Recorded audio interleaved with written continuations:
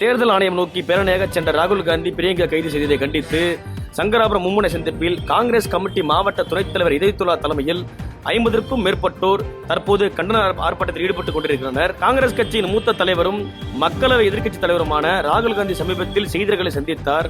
அப்போது அவர் கர்நாடகாவில் உள்ள ஒரு தொகுதியில் வாக்காளர் பட்டியலில் நடைபெற்ற முறைகேடுகளை வெளியிட்டார். அதற்கான ஆதாரங்களையும் குறிப்பிட்டார். பாஜகவும் தேர்தல் ஆணையமும் கூட்டு சேர்ந்து இது போன்ற பெரிய மோசடியில் ஈடுபட்டுள்ளனர் என தெரிவித்த நிலையில் இதையடுத்து டெல்லியில் கடந்த வாரம் செய்தியாளர் சந்திப்பின் போது கர்நாடகத்தில் ஒரு பெண் வாக்காளர் 2 முறை வாக்கு செலுத்தியிருப்பதாக ராகுல் காந்தி பரபரப்பு குற்றச்சாட்டை முன்வைத்தார். இந்த நிலையில் வாக்காளர் பட்டியல் முறைகேட்டை கண்டித்து ராகுல் காந்தி தலைமையில் எதிர்க்கட்சி எம்பிகள் பேரணி நடத்தினர். பாராளுமன்ற வளாகத்தில் இருந்து தேர்தல் ஆணையம் வரை எதிர்க்கட்சி எம்பிகள் பேரணியாக சென்றனர். பாராளுமன்ற வளாகத்தில் இருந்து தேர்தல் ஆணையம் நோக்கி சென்றவர்களை இரும்பு தடுப்பு வேலிகள் கொண்டு தடுக்கப்பட்டனர். வாக்காளர் பட்டியல் முறைகேட்டை கண்டித்து பேரணியாக சென்ற 25 கட்சிகளைச் சேர்ந்த நூற்றுக்கணக்கான எம்பிகளை காவல்துறை தடுத்து நிறுத்தி பெரும் பரபரப்பை ஏற்படுத்தியுள்ளது.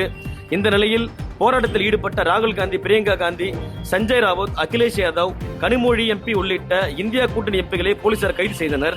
இந்த நிலையில் இந்த கைது நடவடிக்கையை கண்டித்து சங்கராபுரம் மும்முனை சந்திப்பில் காங்கிரஸ் மாவட்ட துணைத் தலைவர் இதயத்துல்லா தலைமையில் 50க்கும் மேற்பட்டோர் தற்போது சங்கராபுரம் நகர பகுதியில் உள்ள மும்முனை சந்திப்பில் கண்டன ஆர்ப்பாட்டத்தில் ஈடுபட்டு வரும் காட்சியை தற்போது நேரலில் காணலாம்.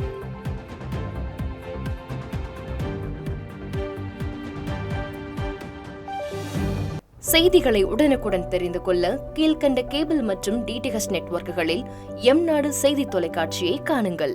பாதகம் செய்பவரை கண்டால் நாம் பயம் கொள்ளலாகாது பாப்பா. மோதி மிதித்துவிடு பாப்பா, அவர் முகத்தில் உமிழ்ந்துவிடு பாப்பா. அண்மை செய்திகளை உடனுக்குடன் தெரிந்து கொள்ள இணைந்திருங்கள் எம்நாடு தொலைக்காட்சியுடன்.